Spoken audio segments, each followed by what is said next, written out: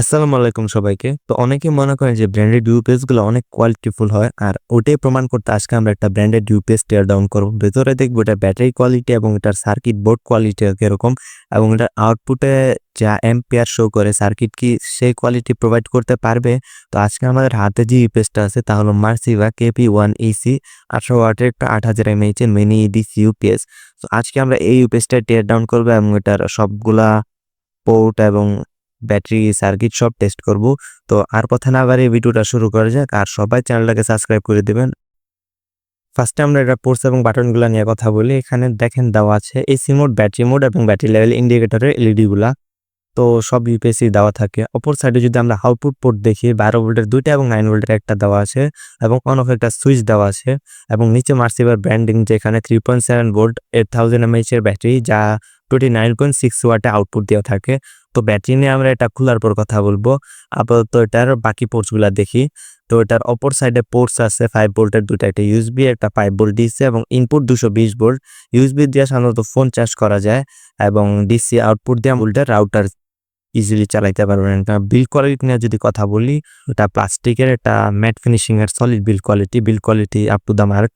আমি এটা ব্যাটারি যদি নিয়ে কথা বলি, এখানে দুইটা সেল ইউজ করা হচ্ছে। আর যারা মনে করেন ডিএমএ নিয়ে কাজ করেন তারা হয়তো বুঝে গেছেন এখানে 3.7 ভোল্ট না, 3.7 ভোল্টের দুইটা সেল সিরিজে 7.4 ভোল্ট ইউজ করা হচ্ছে, যা 7.4 ভোল্ট 4000 mAh। সো মাসিবা চাইলে এখানে 7.4 ভোল্ট 4000 লিখতে পারতো।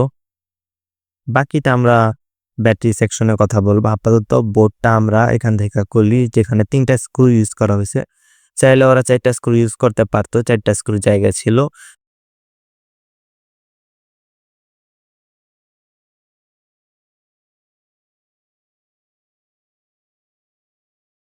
তাও 3টা স্ক্রু এটা মনে করেন যে হোল্ড করার জন্য অনেক স্ট্রং।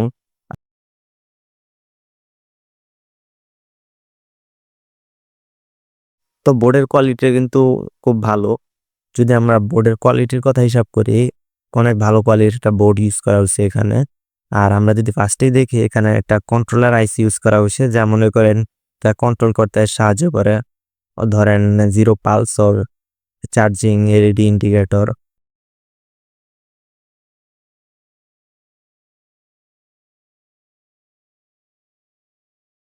বাকি অনেকগুলো আইসি ইউজ করা হয়েছে।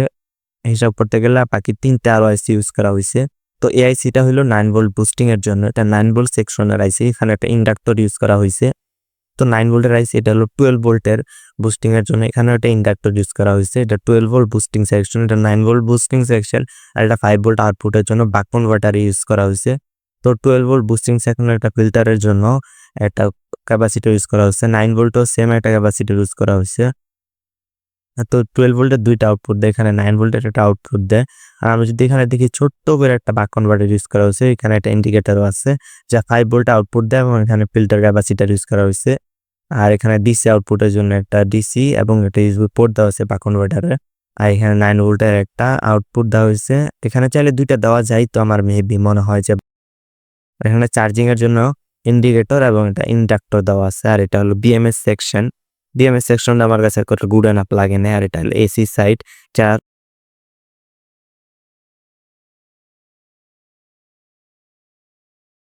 এবং এসি সাইডটা মনে করেন যে ঠিক আছে আউটপুটের জন্য, যেহেতু এটা 18 ওয়াটের। আর এখানে প্লাসের দুইটা এবং মাইনাসের দুইটা তার দেওয়া আছে, যেহেতু এম্পিয়ার যাতে হাই যায় এবং মাঝখানে ব্যালেন্সের জন্য। তো এটা বিএমএস সাইডটা নিয়ে 7.4 ভোল্টের বিএমএসটা আমার কাছে আপ টু দা মার্ক লাগে নাই, খুব লো এম্পিয়ারের লাগছে আমার কাছে। আর এখানে এই যে এলইডি গুলার জন্য এটা এই কন্ট্রোল আইসিতে কাজ করে। আর ইন্ডাক্টরটা চার্জিং এর সেকশন হিসেবে কাজ করে, মানে এসি থেকে চার্জারে তো মনে করেন ডাইরেক্ট দেওয়া যায় না, 7 ভোল্টে এটা কনভার্ট করা লাগে। আর এখানে হলো একটা 12 ভোল্টের বুস্টিং, এখানে 9 ভোল্টের বুস্টিং। আর এটা হলো বাক কনভার্টার 5 ভোল্টের। এখানে ফিল্টারের জন্য ক্যাপাসিটর গুলা ইউজ করা হয়েছে।